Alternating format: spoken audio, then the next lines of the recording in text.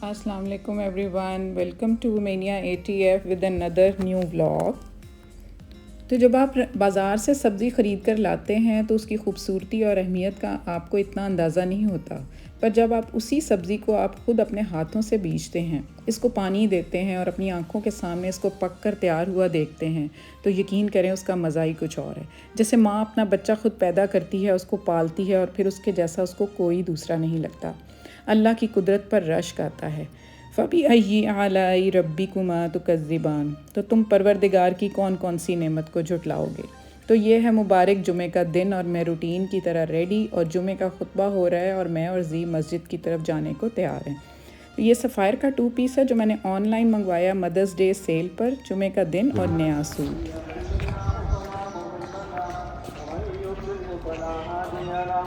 ونشهد أن لا إله إلا الله وحده لا شريك له ونشهد أن سيدنا ومولانا محمدا عبده ورسوله أما بعد فأعوذ بالله من الآيات والذكر الحكيم واستغفر الله لي ولكم ولسائر المسلمين।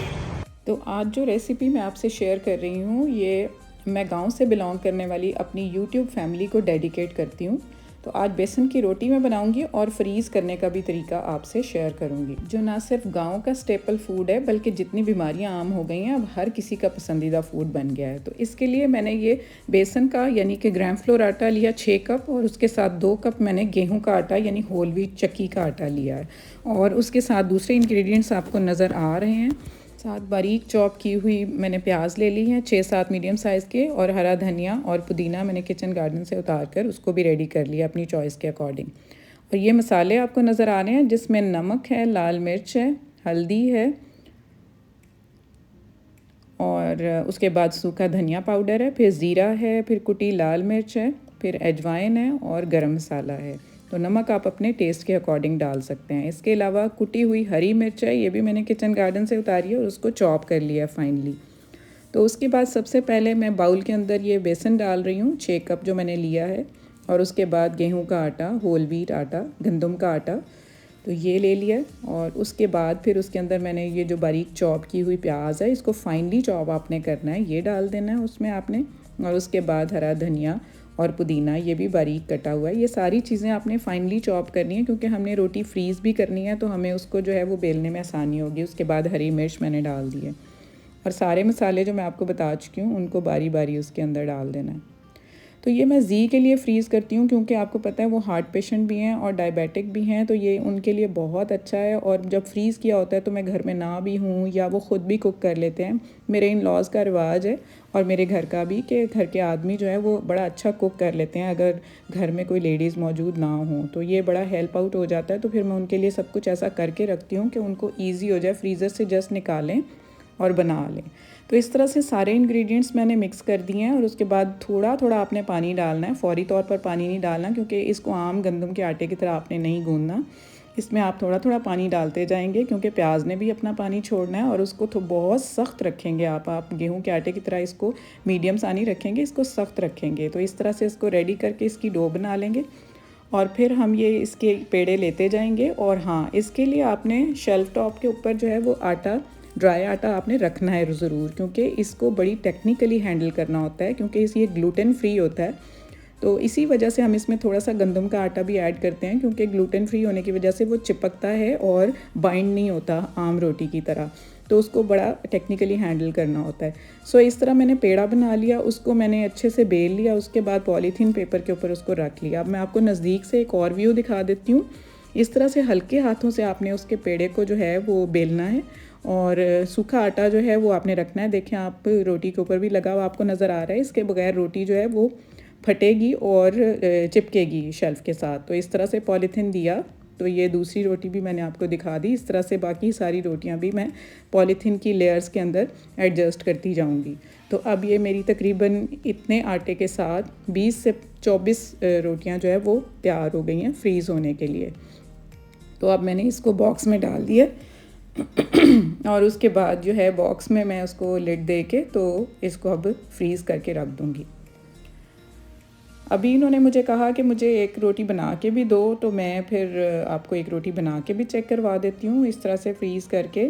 तो पैन को मैंने गरम कर लिया और उसके ऊपर रोटी इस तरह से मैंने दोनों हाथों से पकड़ कर रखी है, क्योंकि आप एक हाथ से डालोगे तो मे बी वो फट ना जाए। तो एक तरफ से लाइट सी ब्राउन होने के बाद उसको फिर मैं फ़्लिप कर लूँगी।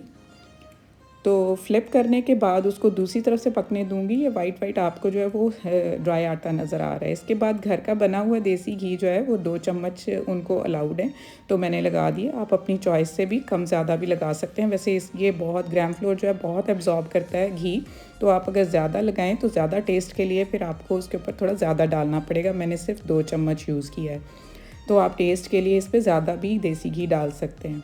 तो इस तरह से दोनों तरफ से मीडियम सा ब्राउन होने के बाद आप मेक श्योर करें कि दोनों तरफ से पक गया है।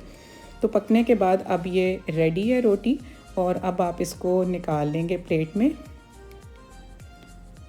प्लेट में निकालने के बाद आप इसकी गार्निशिंग कर सकते हैं बटर के साथ। गांव में तो अमूमन वाइट बटर जो है वो चाटी में से उतरता है, तो वो लगता है हम बचपन में खाते रहे हैं, लेकिन यहाँ पर मैं दूसरा बटर यूज़ कर रही हूँ। ये आपको हार्ट पेशेंट्स के लिए और जिनको डायबिटीज़ है, जो ग्लूटेन एलर्जिक लोग हैं, उन सब के लिए ये बेस्ट ऑप्शन है। आप इसको मिंट रायते के साथ एंजॉय कर सकते हैं। तो आज मैं अनबॉक्सिंग भी करूँगी। एक पार्सल आया हुआ था मेरा बैग गैलरी से, और बैग गैलरी मदर सेल में अवेल कर रही हूँ। 2-3 मैंने ऑर्डर्स किए हुए थे। अब अल्लाह जाने ये कौन सा ऑर्डर आया, ये खुलेगा तो फिर ही पता चलेगा। आई थिंक ये शूज़ होंगे, तो मैं देखती हूँ खोल के आपको दिखाती हूँ। तो मैंने ये खोल लिया है, और जनाब ये शूज़ जो हैं, ये शूज़ तो नहीं है, ये तो बैग है। शूज़ नेक्स्ट टाइम आएंगे शायद। तो ये सफ़ायर का बैग है, पीच पिंक कलर में। मेरे और हनी के काफ़ी सूट हैं पीच पिंक कलर के, हमें समर में ये कलर बहुत पसंद आ रहा होता है। तो ये एक क्रॉस बॉडी बैग था, जो वो भी कॉलेज लेकर जा सकती है, और मैं भी जब फ़ोन और वॉलेट ही रखना हो तो ये उसके लिए बड़ा बेस्ट है। तो सफ़ायर का ये 3490 का मुझे सिर्फ 680 में मिल गया। Yes, I am pretty sure कि ये 680 का ही है। मैंने ख़ुद जो है वो उसको पार्सल को पेमेंट की है। तो इस तरह से ये बहुत ही अच्छा आर्टिकल मिल गया। बैग गैलरी से आप इस तरह ऑर्डर कर सकते हैं। आउट ऑफ सीज़न अगर आप ऑर्डर करते हैं सूट भी, तो आपको, आप यकीन करें, अमेजिंग रेट्स पर मिलते हैं।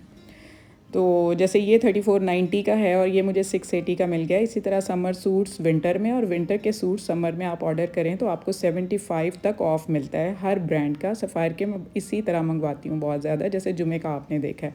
तो प्लीज़ मेरे चैनल को लाइक, शेयर और सब्सक्राइब करें। बहुत ख्याल रखें। यहाँ करती हूँ व्लॉग का end. Stay fit, stay healthy, take good care of yourself, and अल्लाह हाफिज़।